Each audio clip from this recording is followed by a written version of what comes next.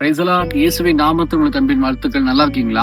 இந்த நாளிலும் கூட பாருங்க, ரொம்ப அழகான ஒரு வார்த்தையோடு உங்களை சந்திக்க வந்திருக்கிறேன். ஏன்னா ஆண்டவர் சொன்னார், இந்த ஆண்டு உண்மையா இருந்தா பரிபூர்ண ஆசீர்வாதத்தை கொடுப்பேன்னு சொல்லியிருக்கிறார் இல்லையா? இன்னைக்கு பாருங்க, அதே போல நீதிமொழிகள் புஸ்தகம் 13ஆம் அதிகாரம் 11ஆம் வசனம் பைபிள் எடுத்து கவனிச்சு பாருங்க.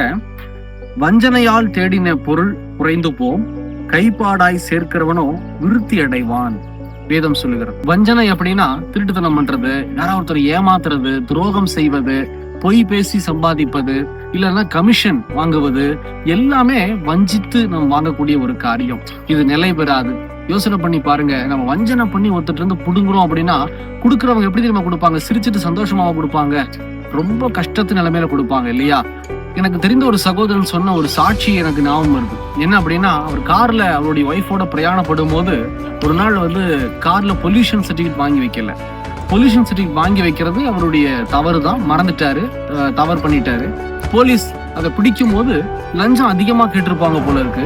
அந்த சகோதரன் அதை கொடுத்துட்டு திரும்பி வந்துட்டு ஒரு 4 நாள் கழிச்சு என்கிட்ட சொல்றாரு, ஐயோ பிரதர், ரொம்ப பாடுபட்டு சம்பாதிச்ச பணம் அதிகமா 5 மடங்கு ஜாஸ்தியாய் அந்த லஞ்சத்தை வாங்கிட்டாங்களாம். பொல்யூஷன் எடுத்திருக்காரு, 100 ரூபா தான் இருக்கு. இந்த சகோதரன் சொன்னதை பாருங்க, எவ்வளவு கஷ்டப்பட்டு நான் சம்பாதிக்கிறேன், சம்பாதித்த காசு ஒரு நொடியில 5 மடங்கு ஜாஸ்தியா போயிடுச்சே அப்படின்னு சொல்லி அவ்வளவு புலம்பினார். பிரியமான ஜனமே, அந்த காசு எப்படி கொடுத்திருக்கிறார் யோசனை பண்ணி பாருங்க. புலம்பலோடு கூட மன வேதனையோடு கஷ்டத்தோடு கொடுத்திருக்கிறார்.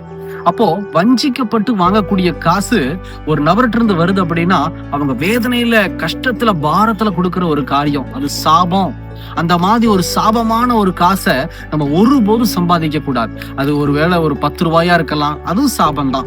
1 ரூபாயா இருந்தாலும் சாபம் தான். நாம் திருட்டுத்தனம் பண்ணி பொய் பேசி மற்றவங்க கிட்ட இருந்து வஞ்சனம் பண்ணி துரோகம் பண்ணி 1 ரூபாய் வாங்கினாலும் சரி, லட்சம் ரூபாய் வாங்கினாலும் சரி, கோடி ரூபாய் வாங்கினாலும் சரி, நாம் சாபத்தை சம்பாதித்துக் கொண்டிருக்கிறோம். பிரியமான ஜனமே, நாம் சாபத்துக்குள்ள போவது மாத்திரம் இல்லாம நம்முடைய சந்ததியே, குழந்தையே சாபமாய் மாறிவிடும். அப்படிதான் எனக்கு தெரிந்த ஒரு வீட்டுல இந்த மாதிரி ஒரு சில விஷயங்கள் அவங்க பிசினஸ்ல, அவங்களுடைய வாழ்க்கையில செஞ்சு என்ன தெரியுமாச்சு, அவர் மாத்திரமல்ல அவருடைய சந்ததியே பாதிக்கப்பட்டிருந்தது. கடைசியில எங்கெங்கயோ போய் பரிகாரத்துக்கு போனாங்க. இந்த பரிகாரம் பண்ணா நடக்குமா, அந்த பரிகாரம் பண்ணா நடக்குமா? எந்த பரிகாரம் பண்ணா நடக்காது. உண்மையா வாழ்ந்தா மட்டும்தான் பரிபூரண ஆசீர்வாதம் உண்டாகும். இது இப்ப தெரியாது. பிரியமான ஜனமே, நம்ம சிறுக சேமிச்சு வச்சு உண்மையா வாழ்றோம் அப்படின்னா அதுலதான் பரிபூரண ஆசீர்வாதத்தை கர்த்தர் கொடுக்க விரும்புகிறார். யாருக்குமே நாம் துரோகம் பண்ணக்கூடாது, துரோகம் செய்ய நினைக்கவும் கூடாது. இது தவறு. ஏன்னா நம்முடைய ஆண்டவர் காண்கிற தேவனாய் இருக்கிறார்.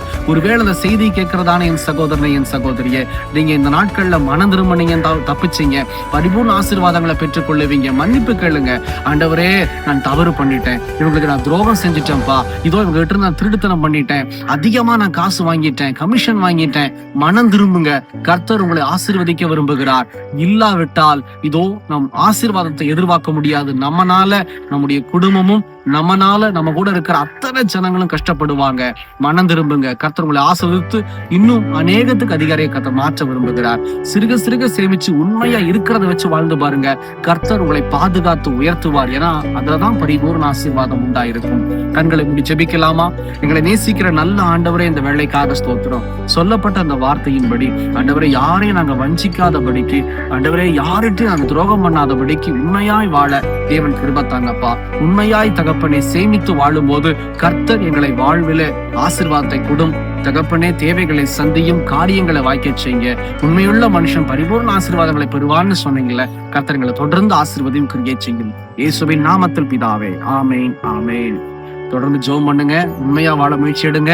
கர்த்தர் இந்த ஆண்டுல உங்களை பரிபூரணத்தில் நடத்த விரும்புகிறார். எங்களுக்காக ஜெபித்துக் கொள்ளுங்கள். கர்த்தர் உங்களை ஆசீர்வதிப்பாராக. God bless you.